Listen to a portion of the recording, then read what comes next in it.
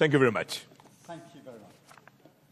Yes, thank you very much, António. Thank you for your words. But my dear Keir, this is a historic moment because it is the first ever EU-UK summit, and it is a success. And this is also thanks to your leadership. And I really want to thank you for the leadership, because it's not only about the summit, a day where we are here now in London, but it's all these weeks and months of preparation and hard work to get to the excellent result that we have. We're turning a page. We're opening a new chapter in our unique relationship. This is the story of historical and natural partners standing side by side on the global stage, facing most of the same challenges, pursuing the same objectives, like-minded, sharing the same values, and thus we are looking for solutions that are beneficial for both our people and standing shoulder by shoulder when it comes to really getting to the solutions. I want to have a look at the common understanding, which is basically the roadmap that we have agreed on to follow now after this summit. First, we have concluded our security and defense partnership. This will boost our cooperation in security and defense initiatives. There are lots of topics covered. For example, on the defense industry, but also military mobility, peace building, crisis management, or the countering of hybrid threats, just to name a few. And this is the first step towards UK participation in Europe's defense investment program. We call it SAFE. It's 150 billion euros of loans for joint procurement, and this security and defense partnership opens the door towards the joint procurement. We need another second step, but this joint procurement we've discussed will increase our readiness, will close military gaps that we have, and will increase, that's of most importance, our interoperability when our armed forces are going on missions together. It will create new opportunities, of course, for our defense industries, and, as I said, open the option for stronger, more coordinated support also for Ukraine. That's important either through joint procurement of military capabilities that then are brought to Ukraine, or for direct investment in Ukraine's defense industry. This is against the backdrop that we stand united behind Ukraine's fight for survival, and that we are strongly committed to a full and unconditional ceasefire leading to a just and lasting peace in Ukraine. My second point is that I want to speak about what lies at the heart of our partnership, and that's the people. Millions of families and friendships are on both sides of the channel.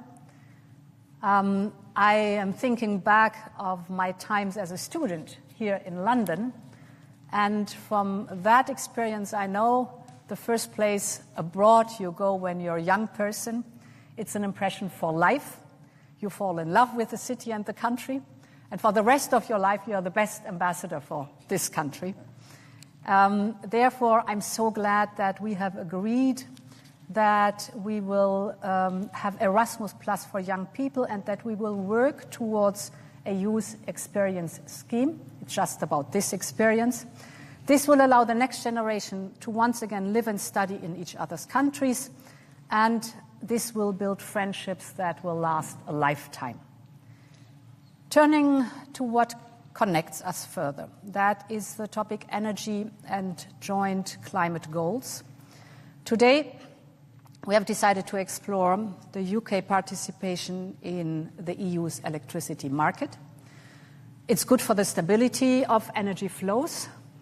It is good for our common energy security, because we know that a bigger market will also be good for lowering the energy prices, and it will attract more private investment because of the regulatory stability and predictability that is there to tap into the vast potential that the North Sea offers, specifically for renewable, cheap and homegrown energy.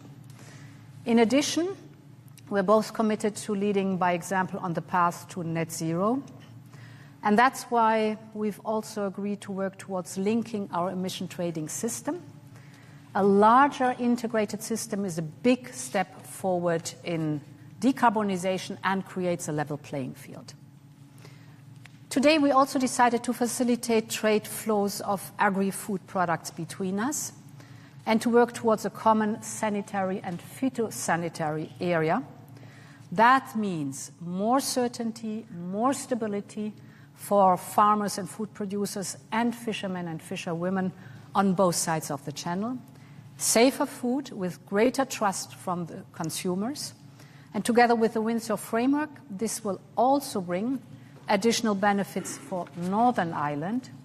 It will further ease the movement of agri-food goods between Great Britain and Northern Ireland.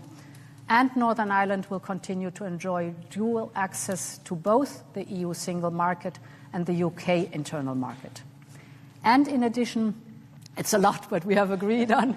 In addition, we have reached an agreement on fisheries, ensuring reciprocal access to waters until 2038.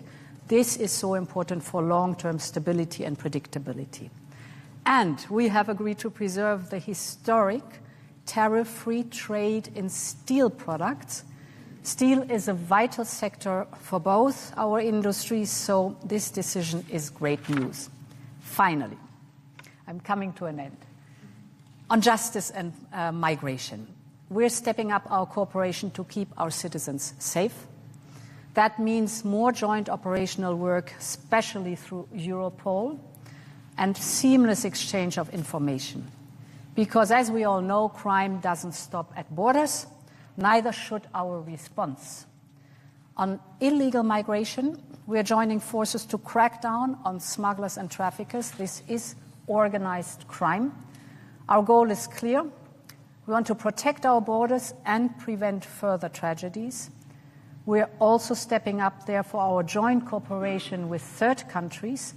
As you know, we on the European Union side have made this one of our priorities, and we welcome that the UK is joining us in this effort. Dear Keir, what we have agreed today is historic. It will make a real difference to people in the UK and across our union. But the message we are sending to the world today is equally, if not more important. It is a message that at a time of global instability, and when our continent faces the greatest threat it has for generations, we in Europe stick together.